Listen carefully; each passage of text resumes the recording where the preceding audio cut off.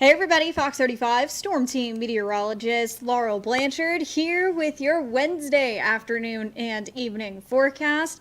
Race Week has officially begun, and we are going to be not only watching the threat for a couple of showers through the week, but also we're going to come pretty close to a frontal boundary that's either going to be moving through just before, during, or after the Daytona 500. We'll get the timing out as we head through the next couple of days, but that's something that we're watching as we take a look ahead, not only to Valentine's Day, but also the Daytona 500. It is a huge week for racing fans, so we'll try to get you the best forecast, but we are still seeing some things up in the air as we head through the next couple of days. But not only that, we are also seeing extreme drought conditions here across Florida. So that's something that we're also going to be watching very closely as we take a look ahead, as we do start to see some chances of rain moving in across the region. But yeah, it is dry out there. That's something that we're monitoring. Of course, we're monitoring the forecast, but also we could be seeing winter taking a little bit of a hiatus here in Central Florida. So that's something that we're going to be watching basically across the board through the rest of February and even into the beginning of March. So that's kind of what we're going to be talking about for this Fox 35 Weather Plus. Thank you for joining us on Facebook, YouTube, as well as Fox Local. We love to see it. And if you have any questions, comments, concerns, if you're going to be at the Daytona 500, any races this week, let us know. Write it in the comments and we will try to give you the forecast for that as we head through the next couple of days. It's an exciting week, and we're going to be doing a lot of coverage out at Daytona over the next couple of days, and I'm excited to show you guys what we got. Okay, so let's start off with our question of the day. This, I feel like, is going to be a little bit of a polarizing question, especially amongst race fans. But of course, with the Daytona 500 coming around the corner, qualifiers start at 8:15 tonight, I think, just after 8 o'clock, I believe. So we're going to not only be watching that, we're going to be watching the forecast, we're going to be watching the drivers. There's going to be a lot happening over the next couple of days, and we're excited for it. This is kind of one of our favorite times of year because we get to be out at the track and we get to be all excited and kind of in on the action throughout the next couple of days. So again, kind of a polarizing question possibly amongst race fans, so I'd love to hear what you have to say. And again, let us know if you're watching on Fox Local and you want to get in on the conversation, hop on over to this live stream on YouTube and Facebook and write in on what you have to say, because one of the big ticket questions, and I know a lot of racing fans, especially racing fans, are very loyal to a specific driver. So, question of the day for this Wednesday, kind of leading up to qualifiers tonight, Daytona 500 on Friday. Do you have a favorite driver that is going to be racing this week? And there's a lot of races. There is not only qualifiers happening tonight, there is a race tomorrow, 2 races on Thursday, and maybe 1 race tomorrow. We'll break it up. But we have a packed schedule coming up over the next couple of days. Daytona race for the qualifiers are tonight. Fresh from Florida is tomorrow. We have 2 races on Friday, Saturday, of course, and then also Sunday is the big day. So we're going to be tracking those down. But do you have a favorite racing driver? Let us know in the comments, because again, I feel like this is a little bit of a polarizing question, because just like what we saw with the Super Bowl, I feel like people are very loyal to one driver. So let us know who you got. We'll reveal my answer coming up a little bit later on in the show, but I would love to know what you have to say, and we'll pop your comments here on our live stream coming up a little bit later on in the show. But come on in, let us know where you're watching from, let us know who your favorite driver is that's going to be hitting the track this week. We would love to see it. So again, to kind of just talk about what we're going to be really delving into, we are seeing one of the worst droughts in over a decade. 2012 is the last time we've seen those drought conditions kind of as bad as we're seeing them right now. So to kind of start in on today, yesterday was gorgeous. It was beautiful. The sun was shining. It was stunning out there. And we saw a little bit more cloud cover out there today, but that doesn't stop the warmer temperatures. We're at 74 degrees right now here in Orlando. Gainesville is at 70, lingering throughout the low 70s as we take a look along Volusia County, Brevard County coastlines. It's beautiful temperature-wise out there, but it is a little on the gloomy side because those clouds are kind of coming in ahead of a very weak cold front that's kind of lacing across the region. Beautiful blue skies, a little bit of a breeze picking up again as we do take a look across Ocala, but something that you'll notice across Ocala is it is dry. It is dry out there, and usually when we check out this in the summertime, these fields are bright green. There's usually some horses out in the fields as well, but now it is dry. You can just see quite literally the crispiness of the grass, and it is bone dry out there. And we'll talk a little bit more coming up after our Fox Local break, but this is one of the worst droughts that we have seen since 2012. And that is saying something. Every single year we have a decent drought, usually seeing those dry conditions, kind of even the severe dry conditions all across the region. This year we have seen one of the earliest, again, since 2012, extreme drought conditions, again, across the Ocala-Gainesville area. And we're also starting to see those burn bans really start to pick up as we take a look at the next couple of days. So that's something that we're really keeping an eye on. Worst drought since 2012. And with this, there is a lot of dry grass. There's a lot of dry land out there, and things can catch really quickly. Because I don't know about you guys. My front lawn, when I took Honey for a walk around the block, we went across the front yard, and you could hear the crispiness of the grass like crunching underneath my feet, just because, yeah, the grass goes dormant during this time of year. And then in the summer, I feel like I'm mowing it every single week, and it's actually been kind of nice not to break out the lawnmower besides to just chop up some leaves.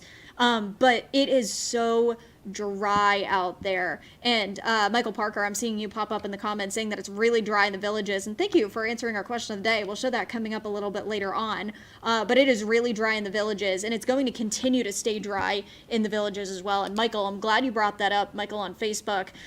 Where you are in the villages right now, you are seeing an extreme drought, and usually we don't start to see these conditions to start to creep down into central Florida until probably about March. So how early we're already starting to see those extreme drought conditions, and eventually most likely those exceptional drought conditions, it's definitely concerning for sure. So that's what we're going to be very much keeping an eye on, because if you've noticed, it is just dry. And with that, lots of people do park on their lawns. Lots of people, unfortunately, don't dispose of cigarettes correctly. And with that, now that we're starting to see those even more dry conditions, any spark of lightning, if we do find ourselves in a little bit of a storm system, can easily spark something. And that's what definitely creates severity for some wildfires. So something that we're going to be watching, and something that we're really going to be keeping tabs on as we head through the next couple of minutes.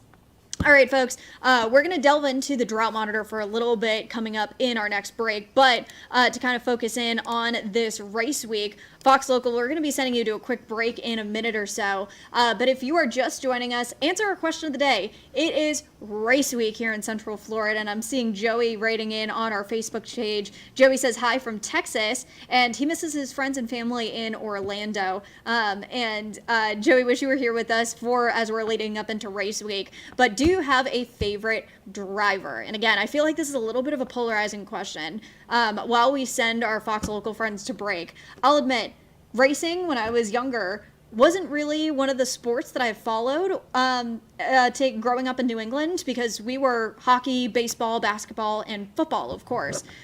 So racing wasn't really one of the forefronts of the sports that me and my family followed. But then I moved to Johnson City, Tennessee, and if you know where that is about 20 minutes south of Bristol, and Bristol Motor Speedway became a very frequent spot that I stayed at, especially for news coverage and race coverage, especially for the drag races that happened in the spring.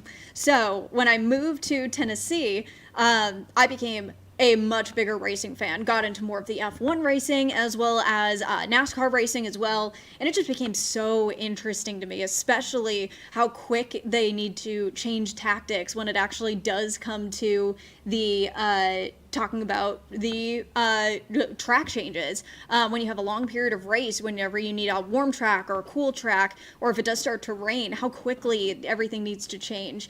So if you haven't yet and you are watching on our Facebook or YouTube pages, write in who is your favorite driver, and we're going to sing here for a second while we're kind of waiting for our Fox local friends. But before we do that, kind of while we're on the subject of racing, let's pop up our schedule for the week, and we'll show this coming up in a little bit. Qualifiers tonight, that was start at 8:15. I just gave a quick check. The temperatures tonight looking at about 75 degrees. Thursday, we have the America 250 Florida duel at Daytona coming up. That's where I'm going to be tomorrow, so tune in. Coming up tomorrow night, I'll be out there at the track all night long. Friday, we have the Fresh from Florida 250 at Daytona.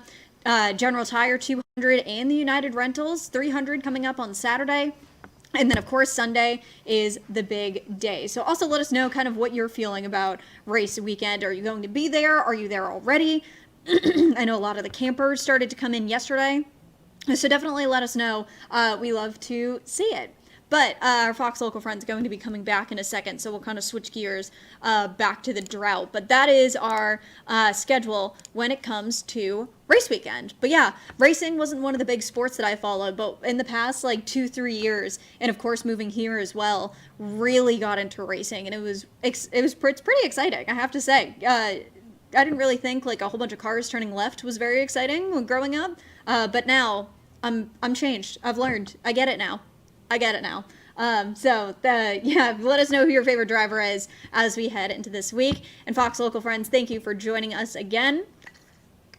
Kind of talking back on our drought monitor of what we can see here. So drought monitor right now, again, extreme drought conditions, Gainesville, Ocala, down to the villages, kind of sneaking into northern Sumter County, as well as parts of Lakeland and areas across Lake County. And you're probably asking yourself, Laurel, I live in Mount Dora, or I live in Eustis area, in Tavares area. We had emergency flooding. We had over 10 inches of rain in October. How are we in a drought? And that's a great question, especially in areas across Brevard County as well. Titusville, Mims area, you were also seeing that extreme flash flood emergencies back in October when we had just that training effect of that rain. That cancels out really quickly, especially when we dry out like we do.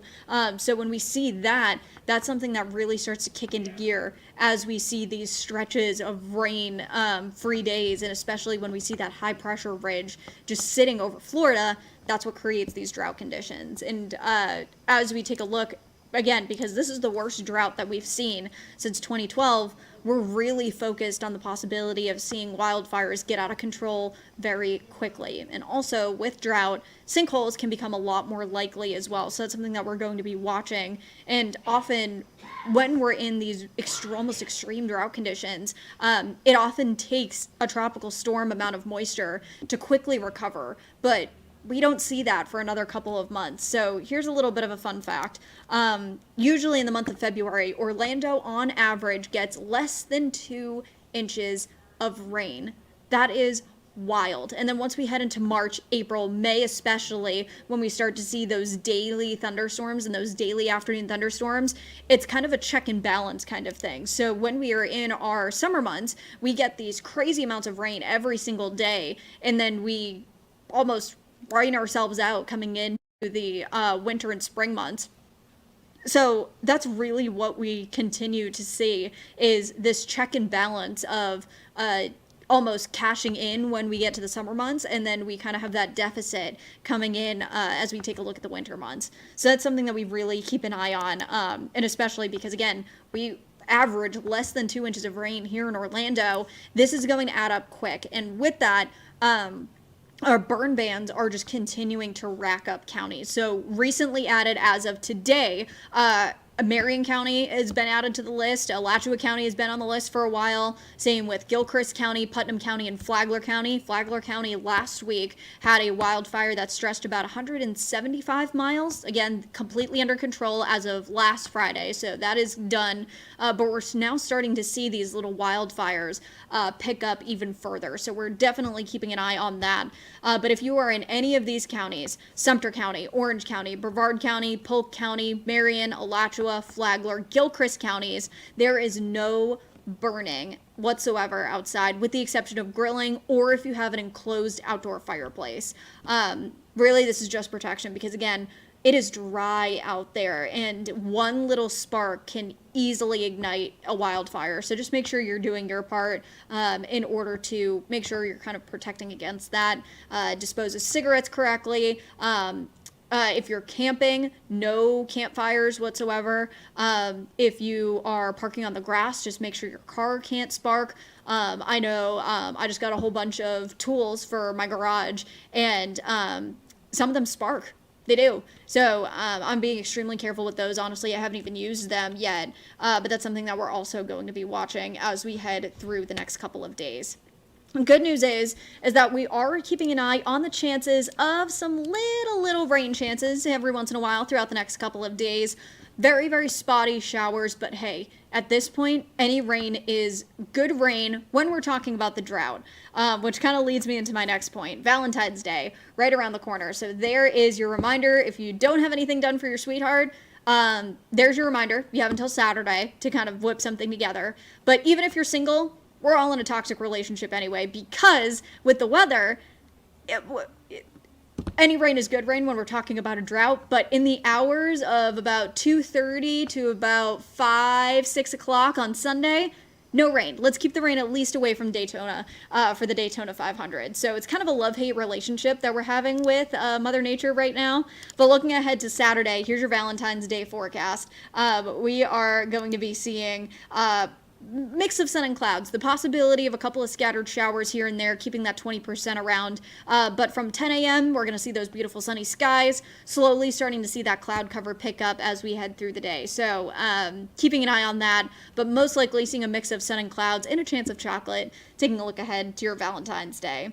Fox Local friends, we showed this when you were in break, but here is our Speed Week forecast tonight. Qualifiers are kicking off at 8:15. Thursday, we have the America 250 Florida duel at Daytona. Friday is the Fresh from Florida 250, the General Tire 200, and the United Rentals 300 is happening. And then on Sunday, of course, the big day, Daytona 500. We're going to send you guys to a quick break in a few minutes, but we have coverage, and we're going to be bringing you coverage on Friday from the Speedway as well as Sunday. And so with that, I was so lucky to be able to do the NASCAR racing experience, and myself, Noah, and Amanda Ruiz, one of our morning reporters, all had the opportunity to get behind the wheel last Friday, so you can see how we did, how fast we went, and kind of our emotions leading up to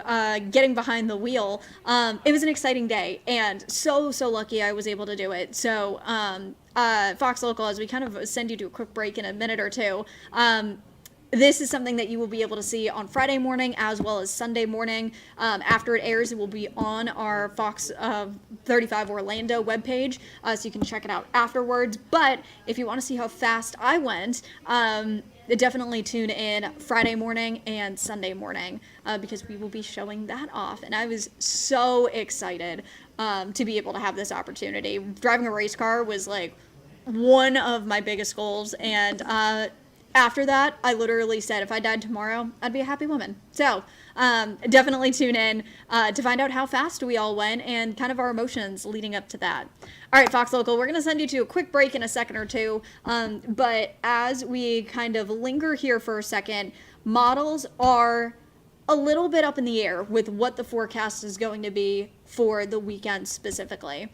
There is a system that's really starting to pick up over the Pacific right now, and that's going to be traveling towards Florida as we head through the next couple of days. So with that, there is uncertainty on the time of when we're going to be expecting that rain.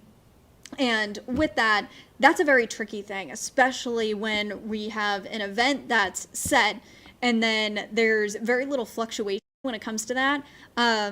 There is the potential for things to slow down. There's potential for things to speed up, especially when we're talking about the weather. So that is something that we're going to be watching extremely closely as we take a look ahead towards the Daytona 500. But of course, it wouldn't be the Daytona 500 if we weren't talking about rain.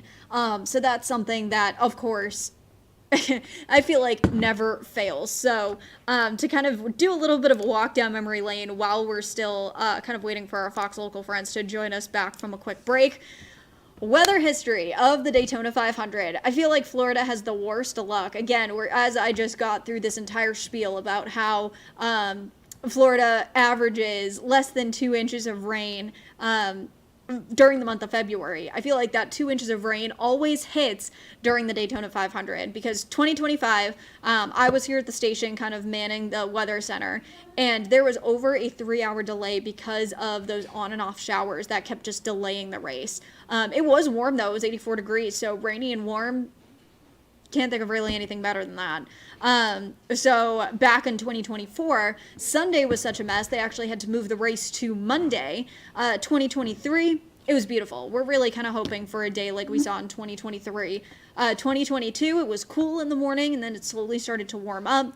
And then back in 2021, there was over a 5-hour delay with that race. So it was crazy. And again, I feel like Florida has not had the best of luck when it does come to the Daytona 500, but fingers crossed, I'm really hoping that this front lags a little bit more so that we can actually see a clean weather free delay race. So that is the hope as we take a look at this race on Sunday for the Daytona 500.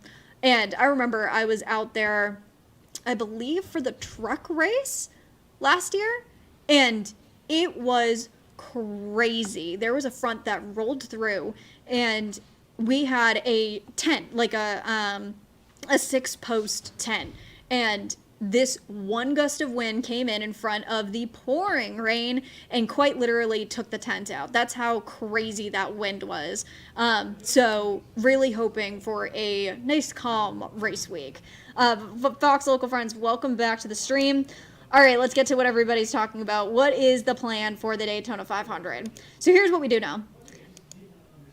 What we do know, rain is possible, but again, models are really just starting to work out the timing. So rain possible for the Daytona 500.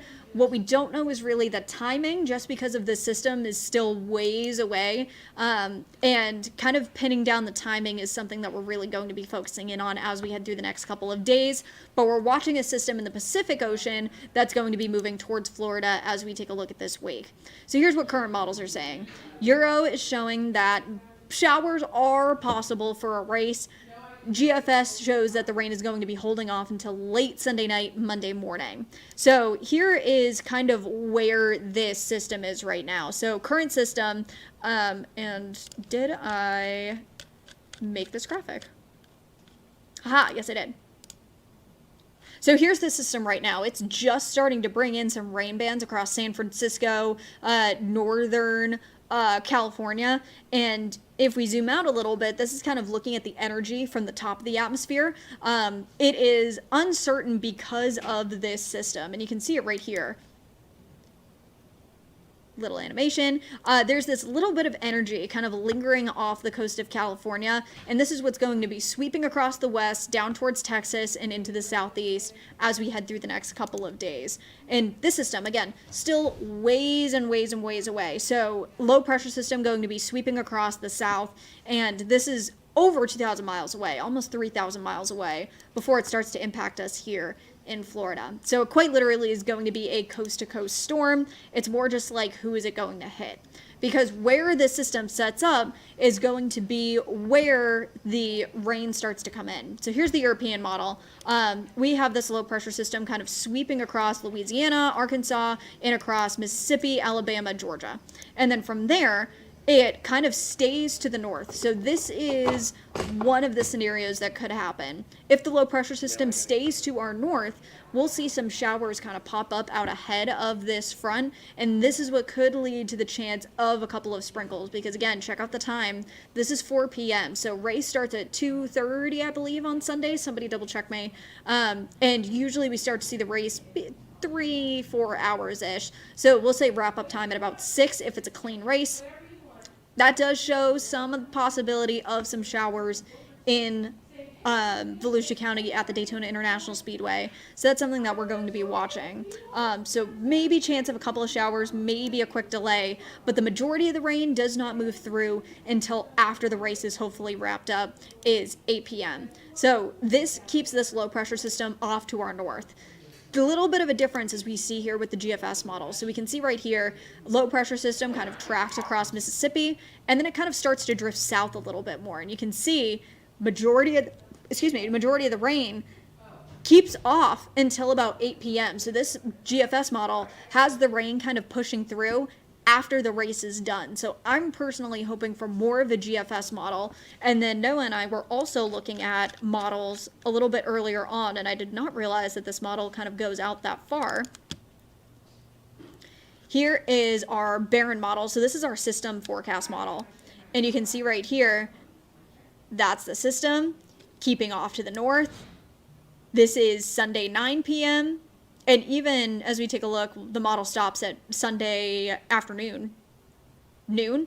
Rain is all the way out in the panhandle. So even now, lower forecast models, so forecast models that don't go out as long, are keeping this further and further west. That is the golden ticket. So we'll see if this system moves a little bit faster or slower as it starts to make its way across the country. That'll answer a lot of questions about timing over the next couple of days.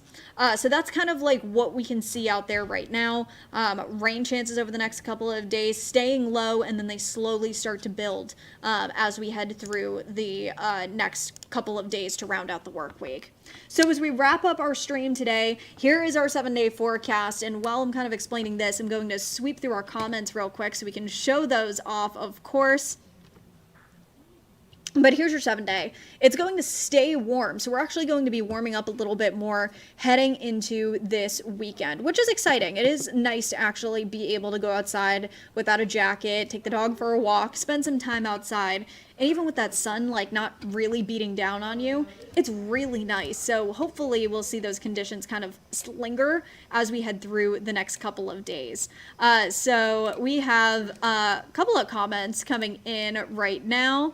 But again, let us know who your favorite driver is if you haven't already. And I think that's all I got. Okay, cool. Here we go. But yeah, over the next 7 days, we're keeping those temperatures lingering in the 70s, so not too bad, but we are going to continue to monitor the timing of the storms as we take a look at the next couple of days. So here is some comments from you. Eric Streep, if you check on our Facebook page, yeah, he typed this in while we were talking about the dryness of what were the drought conditions. That was a whole bunch of camels and clouds. We saw someone say, Michael, saying that Joey Logano is his favorite driver, and they're from the Villages. Josh saying, what is the rain possibility for the race on Sunday? At least it's not too early. Yes, so we're keeping an eye on the timing of everything. Models are keeping an eye on this system that's all the way over in the Pacific, and they're going to be continuing to monitor that. So low right now. Hopefully it stays that way. Justin saying, I can't wait for the big race on Sunday. Elizabeth, I'll fully admit, not only was I really disappointed about the Super Bowl, I've been trying to get no-con tickets for the past couple days, and I've failed twice. So hopefully things get a little bit better. So I was a little crushed after Sunday. I was a Patriots fan. So we'll be back next year, though. I'm not worried. And again, Aaron Street writing in a whole bunch of camels because that was how dry it was. And Joey writing in from Texas. So thank you, everybody, for writing in today. We appreciate it. And for now, we'll wrap up. Tune in, same time, same place tomorrow. Noah will have you covered on stream. He'll talk more about the forecast coming up this weekend, the rain chances, and kind of what's still up in the air when it comes to the forecast. And then tune in for 4, 5, and 6 tomorrow. I'll be out at the track covering those races. So everyone, see you back here, same time, same place tomorrow. We'll see you then.